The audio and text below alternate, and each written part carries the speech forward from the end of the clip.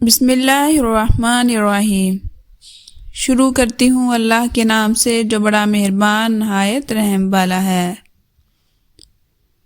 جس آدمی کے پاس ایک دن کا کھانا ہو اور دستر ڈھانکنے کے لیے کپڑا ہو، اس کے لیے لوگوں سے مانگنا جائز نہیں ہے۔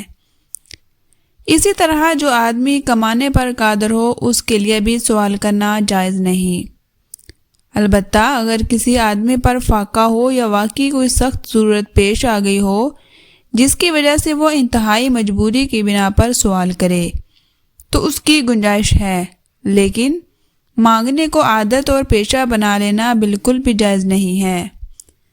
حدیث شریف میں آتا ہے کہ جو شخص بلا ضرورت مانگتا ہے تو قیامت کے دن اس کا یہ مانگنا اس کے چہرے پر زخم بنا کر ظاہر ہوگا۔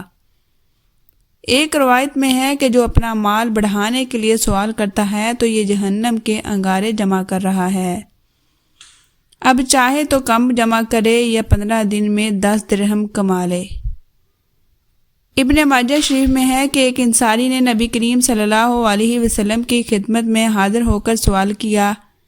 آپ صلی اللہ علیہ وسلم نے فرمایا کہ تمہارے گھر میں کچھ نہیں ہے؟ عرض کی موجود ہے، ایک ٹاٹ ہے جس کا کچھ حصہ ہم بچا لیتے ہیں، کچھ اوڑھ لیتے ہیں، اور ایک پیالہ ہے جس میں پانی پیتے ہیں۔ رسول اکرم صلی اللہ علیہ وسلم نے فرمایا، دونوں چیزیں یہاں لے آؤ۔ انصاری نے حکم پر عمل کرتے ہوئے دونوں چیزیں حاضر کر دی۔ رسول اللہ صلی اللہ علیہ وسلم نے انہیں اپنے ہاتھ میں لیا اور فرمایا، یہ کون خریدتا ہے؟ ایک شخص نے عرض کی، میں 1 درہم میں لیتا ہوں۔ آپ صلی اللہ علیہ وسلم نے 2 یا 3 مرتبہ فرمایا، 1 درہم سے زیادہ کون دیتا ہے؟ ایک صاحب بولے، میں 2 درہم میں لیتا ہوں۔ دونوں چیزیں ان کو دے دیں اور درہم لے کر انصاری کو فرما دیے اور فرمایا، 1 درہم کا غلہ خرید کر گھر میں دے دو اور دوسرے درہم سے کلہاڑا خرید کر یہاں لے آؤ۔ وہ حضور اکرم صلی اللہ علیہ وسلم کے پاس کلہاڑی لے آیا۔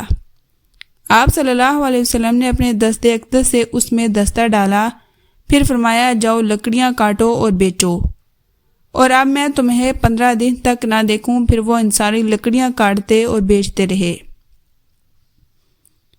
دوبارہ حاضر ہوئے تو 10 درہم کما چکے تھے۔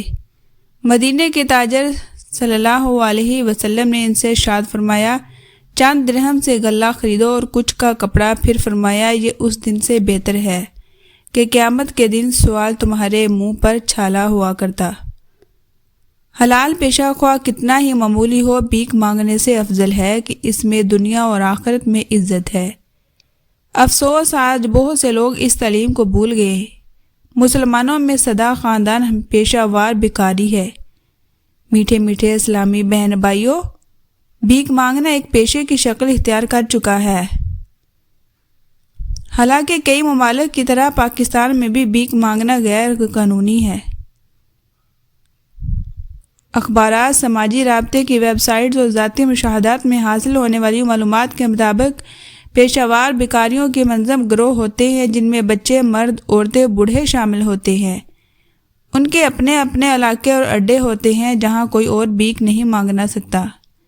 بیکاریوں کو بھیک مانگنے کے طریقے سکھانا، ان کو رہنے کی جگہ فراہم کرنا، اڈے تک لانے کے لے جانا، ان کی نگرانی کا کام وہی لوگ کرتے ہیں جو در اس گروہ کو چلا رہے ہوتے ہیں۔ یہ بیکاریوں کی آمدنی میں سے خاص مقدار بیکاری کو دے کر باقی خود رکھ لیتے ہیں۔ یہ گروہ بچوں، عورتوں اور مردوں کو اغوا کر کے ان کے ہاتھ یا پاؤں وغیرہ کے توڑ پھوڑ کر کے ان سے مانگا لیتے ہیں۔ حضرت عبداللہ بن عمر رضی اللہ تعالیٰ عنہ کہتے ہیں کہ میں نے فرمایا، سوالی جو ہمیشہ لوگوں سے مانگتا رہتا ہے، قیامت کے دن اس حال میں آئے گا کہ اس کے منہ پر گوشت کی ایک بوٹی بھی نہ ہوگی۔ استغفر اللہ۔ اللہ تعالیٰ ہمارے معاشرے کو بھیک مانگنے کی ناسواری سے بچائے، آمین یا رب العالمین۔